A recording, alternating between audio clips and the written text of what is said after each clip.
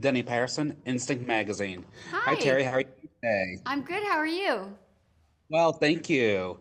So tell me, how excited are you for WondLa to premiere on Apple TV Plus? I am very excited. I just think it's a beautiful, original kind of animation. I don't think anyone's ever seen anything like it. And I think the story is fresh but classic, meaning I think you'll see, twinges of the familiarity of like Alice in Wonderland or Wizard of Oz. But I think in WondLa you have this feisty, strong female lead, on a search for her own purpose and her own family. And I think it's a really relatable, beautiful story.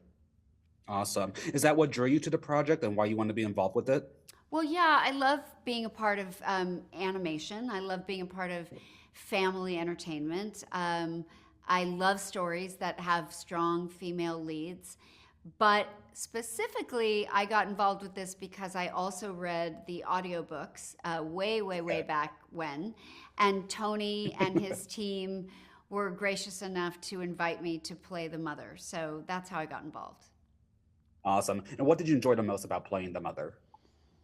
Well, the actual filming itself, which I guess it's not filming, I guess it's really recording, but the actual process of going to the studio in Burbank and meeting with the producers either on Zoom or in person and, you know, working the character, working the dialogue over many, many months, even years, I guess.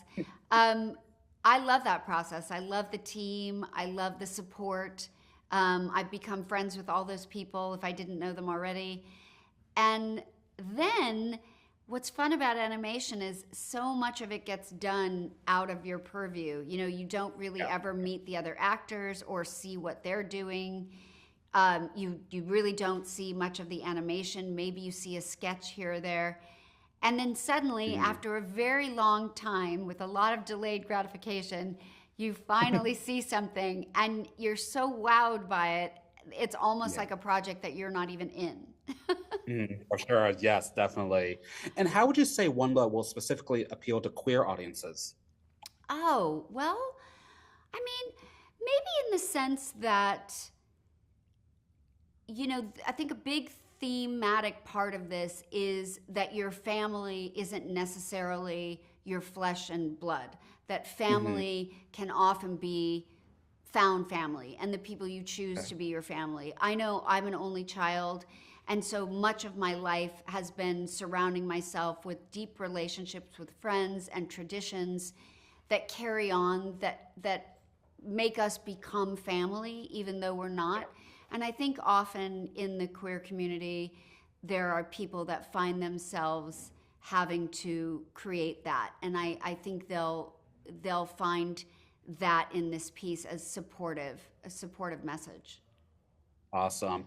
And speaking of queer audiences, I must ask you, there have been a lot of rumors here, but what are your thoughts on a Desperate Housewives reboot? Would you want it to happen? Oh, I don't think that will happen. I think, it's been a long time. I think the thing that I like to think about is how grateful I am that audiences have loved this enough to have it like kick over into a new generation of people. I was just at Disneyland a few weeks ago, and I had a lovely couple of guys come up, and one was like, I'm showing this to my boyfriend for the first time. He's never seen it before and he loves it, and you're his favorite character. And they must have been in their late 20s, I don't know, mid 20s. Mhm. And it's just fun to be able to see it live on like that. And I've had other projects like that, Lois and Clark similarly. I've got people who grew up on the show who are now showing it to their children. And I really Yeah. feel that One Love will be another piece like that. It'll be a generational thing of where you watched it as a kid and then maybe you'll show it to your kid when you finally have them. For sure, I agree. Terry, thank you so much for your time. It was a pleasure. Thank you.